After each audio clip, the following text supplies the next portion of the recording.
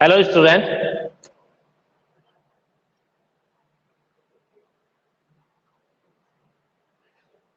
आज हम कल वाले टॉपिक पे चर्चा करेंगे। कल का टॉपिक था हमारा यूक्लिड डिवीजन थ्योरम। हमने एक क्वेश्चन भी किया था। हाँ नहीं तो आवाज आ रही है? Yes sir. ओके, अब हमारा टॉपिक है यूक्लिड डिवीजन एल्गोरिथम या थ्योरम। ये यूक्लिड डिवीजन एल्गोरिथम थ्योरम जो है वो देखिए क्या है। कल भी मैंने बताया था और आज की क्लास में देख लेना ध्यान से। मैंने ये लिखा था A equals to B Q plus R. Okay, फिर मैंने एक कंडीशन लिखी थी, आपको बता दूं यहां पे कि ये कंडीशन जो ये थी आपकी, ध्यान से देखना है कि आर जो है वो ग्रेटर देन है, इक्वल है 0 से।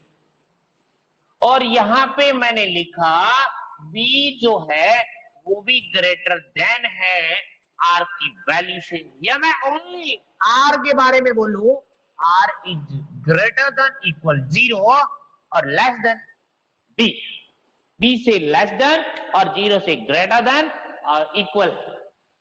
ये वाली कंडीशन भी आपको याद रखनी है, आगे काम आएगी इसी चैप्टर में।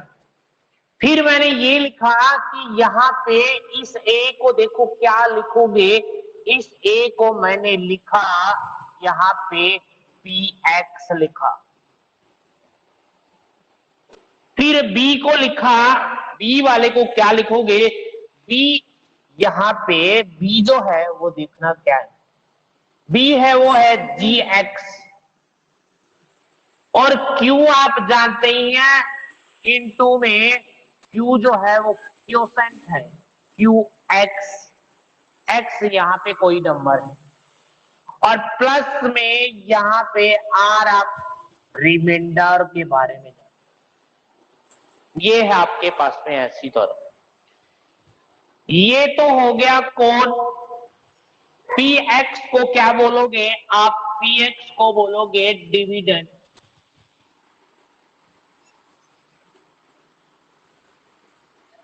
डिविडेंड और यहां पे इसको कहोगे जी एक्स को क्या कहोगे, डिविजर। क्या बोलोगे, डिविजर, डिवीजन। डिविजर। और इनटू में क्योसेंट आप जानते ही हैं, क्यू को बोलोगे क्योसेंट। क्योसेंट।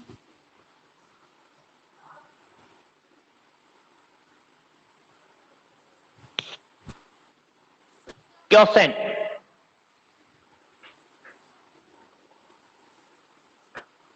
क्योसेंट और इस प्लस ये आर आपका कौन है, रिमाइंडर। रिमाइंडर, ये रिमाइंडर,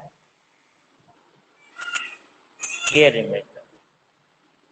ये है आपके पास में यूक्लिड डिवीजन एल्गोरिथम, या इसको आप क्या बोल सकते हैं, थ्योरम भी बोल सकते हैं। यूक्लिड डिवीजन लेमा, बिल्कुल लेमा भी बोल सकते हैं इसको। तो यहां पे देखिए, अब इससे क्या निकाला जाता है, 2 डिजिट का only HCF highest common factor ही फाइंड आउट कर सकते हैं, ओनली HCF ही फाइंड आउट कर सकते हैं, और वो भी कितनी डिजिट का, 2 डिजिट का, ओनली 2 डिजिट का। कल मैंने क्वेश्चन बताया आपको, कंटिन्यू मैंने कोई ऑड नंबर लिए, कंटिन्यू ऑड नंबर थे या कंटिन्यू नंबर थे, 3 और 4 लिया होगा। हाँ जी, कल मैंने क्वेश्चन किया कि 3 और 4 का आपने HCF निकाला था, और वो जो HCF आया आपके पास में 1 आया। इससे आपने एक लॉजिकल निकाला। यहां पे ध्यान से देखना है कि सर कंटिन्यू जो नंबर लेते हैं, 2 कंटिन्यू नंबर जो लेते हैं, आप अपनी ये जो वॉइस है वो म्यूट कर ले, कोई समझ में नहीं आए तब आप बोल सकते हैं। यहां पे HCF जो है वो ध्यान से देखना है। 2 डिजिट कंटिन्यू डिजिट है तो उसका HCF 1 ही होगा। मैं एक और एग्जाम्पल यहां पे लिख रहा हूं, ध्यान से देखना है। यहां पे मैंने लिखा, ये लिखा 6,500 और ये लिखा 29, ये लिखा। फिर एक नंबर मैंने लिखा 65 और यहाँ पे 30। ये देखो कंटिन्यू नंबर है। कंटिन्यू नंबर कितने भी हो, कितने भी बड़े हो, और यहां आपको कंटिन्यू दिखाई दे रहा है और आपको पूछ ले HCF, तो आप लिखोगे क्या? 1 ही लिखोगे, 1 आएगा। तो ये तो लॉजिकल निकाला हमने, 2 कंटिन्यू नंबर।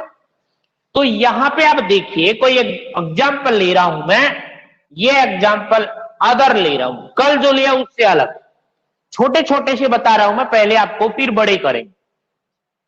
पहले मैंने नंबर ले लिया एक 4, 4 and 6। इसका आपको यूक्लिड डिवीजन थ्योरम से क्या HCF फाइंड करना है। HCF Euclid division theorem.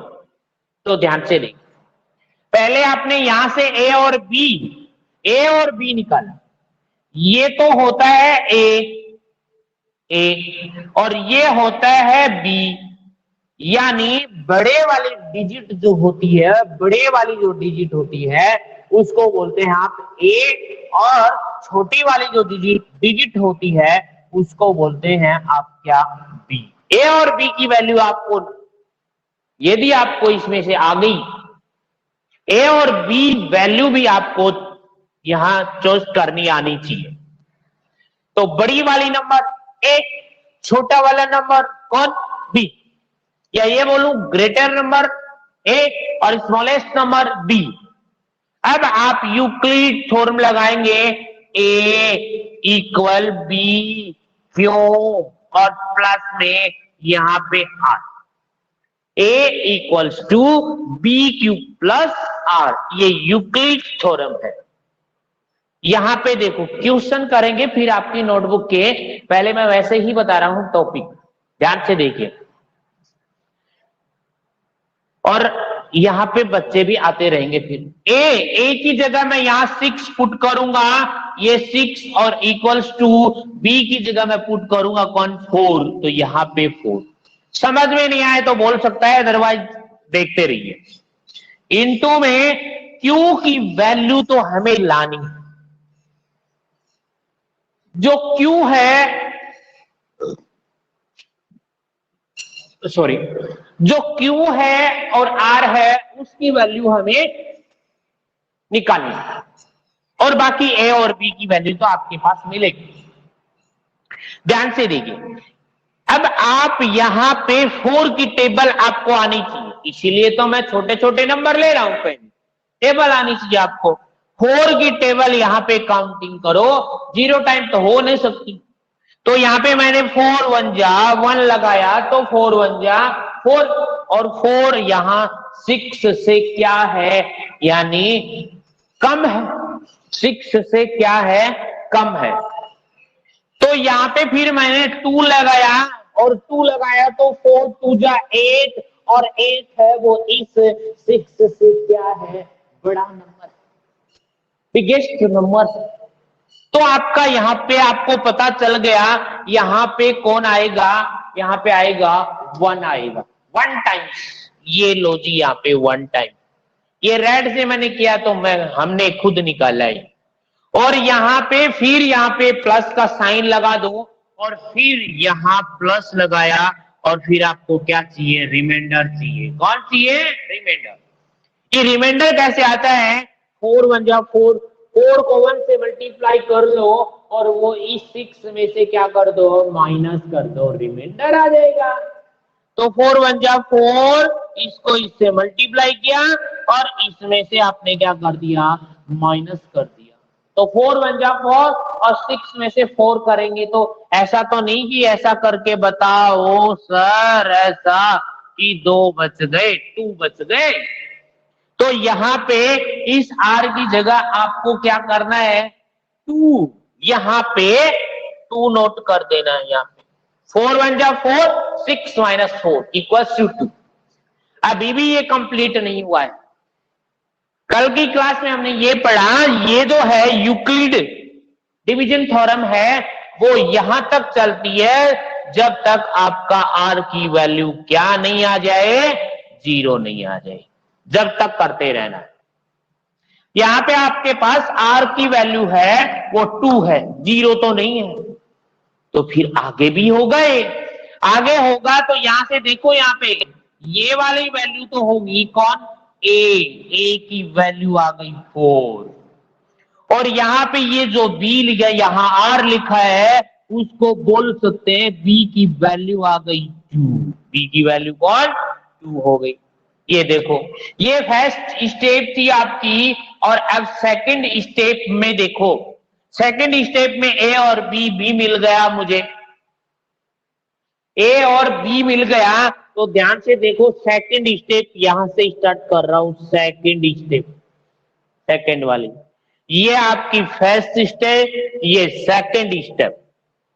फिर वही काम, a equals to B Q plus r Euclid division form. a की जगह हमने निकाल लिया कौन, 4।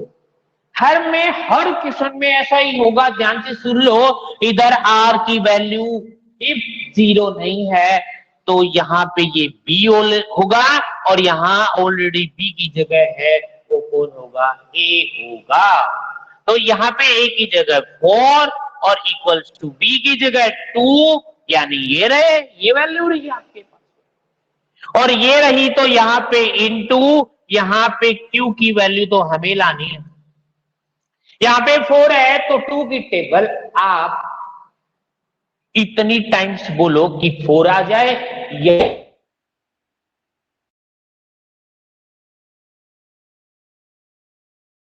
फिर क्या बन से कंप्लीट ही हो गया, तो कम या ज्यादा बार क्यों लेना है। तो 2 2 जा 4, और 4 में से 4 माइनस हो गए, तो बेटा यहाँ पे रिमाइंडर आ गया 0, यानी मिंडी आ गई। तो यहाँ पे प्लस और रिमाइंडर आ गया कौन, यहाँ पे 0, और इससे दिखाई नहीं दे रहा है तो देख लो, यहाँ पे इसको मैं 0 बना रहा हूं, ये 0, यानी 0 आ गया तो आपका HCF भी आ गया। ये 0 आ गया तो आपका कंप्लीट हो गया, कंप्लीट हो गया HCF, और इक्वल्स टू, यहाँ पे जो मैं रेड से लिख देता हूं, यानी यहाँ B की जगह जो लिखा है वही कौन होता है, HCF होता है। यानी यहाँ लास्ट में 0 आ गया, और यहाँ देख लो आप, तो B की जगह कौन है, वही HCF है। तो HCF कौन 2 है, तो इसका आंसर बेटा कौन आ गया, 2 आ गया। यहां तक आपको क्लियर है, यस या नो? यहां तक देख लो सर। ओके, सभी के क्लियर है सभी? अरे कोई बोल नहीं सकता, चेक कर सकते हैं आप, क्लियर है। इससे हमने एक लॉजिक निकाला, इससे हमने एक रूल निकाला है, रूल बनाया है। देखो कौन सा रूल है, रूल ही पढ़ा रहा हूं आपको। कल हमने कंटिन्यू नंबर पढ़ा, आज हमने कंटिन्यू नंबर ही पढ़ा है। बट ध्यान से देखो, इधर इधर बता रहा हूं इसका लॉजिक। ये देखो इधर, ये मैंने लिखा 4 and 6, ये 4 जो है, और ये 4 and और कौन सा नंबर है, 6 वाला है। ये भी कौन है, इवन नंबर है, और ये भी इवन नंबर है। देख लो है या नहीं, इवन नंबर, इवन नंबर तो है, पर सर ये कंटिन्यू नंबर नहीं है। अरे इसके बिटवीन जो नंबर आएगा, यानी 5, और वो नंबर कौन सा होगा, ओड होगा। हम तो किसकी चर्चा कर रहे हैं, ओनली इवन नंबर की, ओनली कंटिन्यू इवन नंबर, और इनके बिटवीन जो नंबर है वो कौन है, यहां पे देख लो, ये तो ओड है, ऑड नंबर, बट यहां पे ये दोनों कंटिन्यू नंबर ही बोले जाएंगे इवन नंबर, और इवन नंबर कोई भी कंटिन्यू आता है और उनका HCF आपसे निकलवाता है तो वो ऑलवेज क्या होगा, 2 ही होगा। देखो फॉर एग्जाम्पल मैं यहां पे लिखूं 240 एंड नेक्स्ट नंबर मैंने लिया 242। यहां ये कंटिन्यू नंबर है और क्लास फिनिश होने के बाद आप निकाल के देख सकते हैं इसका आंसर जो आएगा, इसका HCF जो आएगा वो 2 ही आएगा। ये कंटिन्यू नंबर है, कितना भी बड़ा ले लेना, दोनों कंटिन्यू इवन नंबर ले रहे हैं। कौन से नंबर, इवन नंबर लेने हैं। और आप ये मत कर देना यहाँ पे सर 240 और 40 के बाद यानी इसके आफ्टर 241 आता है, और 241 तो क्या है, ऑड नंबर है, और ये क्या है, इवन नंबर है।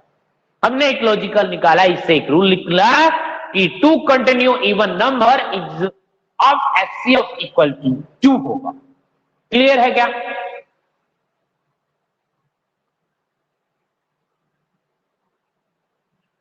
नेक्स्ट क्वेश्चन देखिए,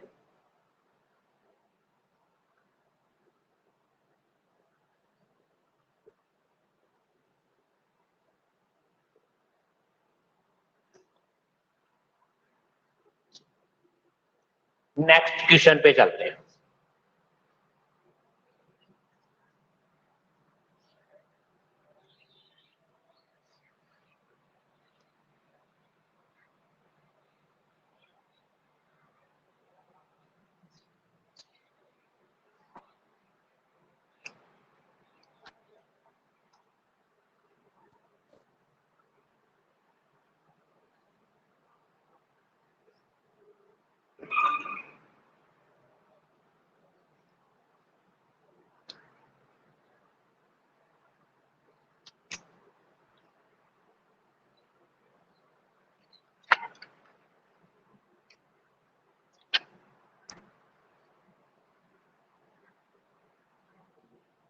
देखो अभी नेक्स्ट एग्जांपल देखो,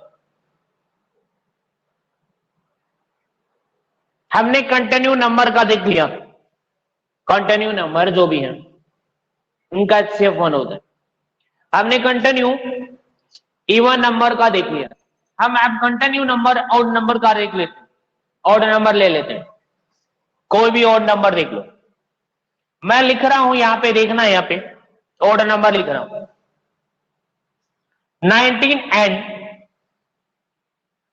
21, ऑड नंबर है कंटिन्यू 19, और यहां पे बिटवीन जो नंबर आएगा 20, और 20 is a even number, 20 is even number. ये कौन है, ऑड नंबर है, इनका HCF निकालना है, ऑफ HCF इससे निकालना है, यूक्लिड डिवीजन थ्योरम से। वही आपका ये होगा कौन, ए, यूक्लिड डिवीजन थ्योरम निकली है आपको, A equals to BQ plus R, ये लिख ली। इसके बाद में आपने इसके अंदर देखा सर ये और ये, इनमें दोनों में ये तो है कौन, ग्रेटर, और ये है स्मॉलेस्ट, तो ये कौन हो जाएगा, A, और ये कौन हो जाएगा बेटे, B हो जाएगा। A की वैल्यू भी हमें पहचाननी आ गई और B की वैल्यू भी देखनी आ गई है। अब A B की वैल्यू हमें देखनी आ रही है तो ध्यान से देखो, A के यहां पे लिखना कौन है, 21 लिखनी है, और इक्वल्स टू, और B का जो नंबर है वो कौन नोट करना है, 19 नोट करना है, ये 19 कर दिया यहाँ पे, और इनटू में यहां क्यूसेंट और रिमाइंडर आपको लाना है। 19 को आप ऐसी 19 की टेबल इस टाइम बोलो आप 1 टाइम